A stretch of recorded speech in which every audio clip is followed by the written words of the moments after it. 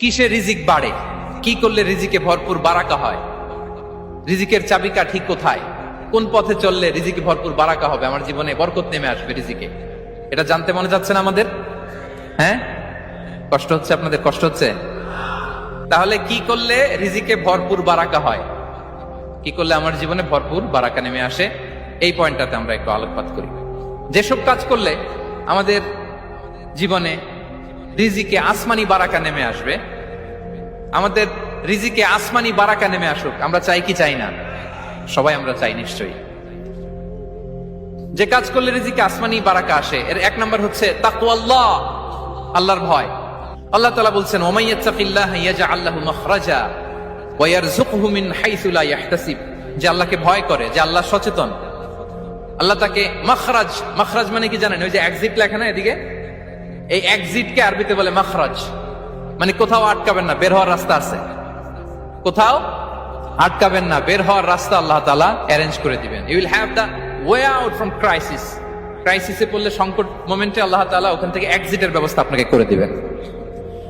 ওয়া ইয়ারযুকহু মিন হাইসু লা ইয়াহতাসিব, এমন জায়গা থেকে আল্লাহ তাআলা রিজিকের ব্যবস্থা করবেন যে সে কল্পনাও করে নাই। এরকম অনেক সময় হয় না যে আমি ভাবিও নাই যে এখান থেকে আমার রিজিকের বন্দোবস্ত হতে পারে, কোত্থেকে যে রিজিক চলে আসলো, এরকম জীবনে মাঝে মাঝে হয় কি হয় না? ব্যবস্থা করেন কে? যারা আল্লাহ তাআলাকে ভয় করে, যারা আল্লাহ সচেতন, তাদেরকে আল্লাহ তাআলা স্পেশাল রিজিক দিয়ে ধন্য করেন। তাকওয়াল্লাহ। পুরো কোরআনের মূল শিক্ষা কি, পুরো ইসলামের এসেন্স কি, জিস্ট কি, সারাংশ কি, যদি আমাকে জিজ্ঞেস করা হয় আমি বলবো তাকওয়াল্লাহ, আল্লাহর ভয়, আল্লাহর সচেতনতা। Allah is watching me, Allah is observing me. Allah তাআলা আমায় দেখছেন, আমি যাই করি না কেন, দরজা বন্ধ করে, জানালা বন্ধ করে, সব বন্ধ করেও যদি করি, পৃথিবীর সবার চোখ ফাঁকি দেয়া গেল, আল্লাহর চোখ ফাঁকি দেয়া যায়? পুলিশের চোখ ফাঁকি দেয়া যায়, সিকিউরিটির চোখ ফাঁকি দেওয়া যায়, আমার সাথে বন্ধুদের চোখ ফাঁকি দেওয়া যায়, ফাঁকি দেওয়া যায় না একটা মহান সত্তার চোখ। তিনি কে? এই যে সেন্সেশন, অনুভূতি, দিস ইজ তাকওয়া। এই অনুভূতিটার নামই হচ্ছে তাকওয়া, যে আমি যাই করি, যেভাবে করি, যখন করি, কেউ দেখে না, কিন্তু দেখে কে? কেউ যেটা দেখে না সেটা দেখে কে? দিস ইজ তাকওয়া।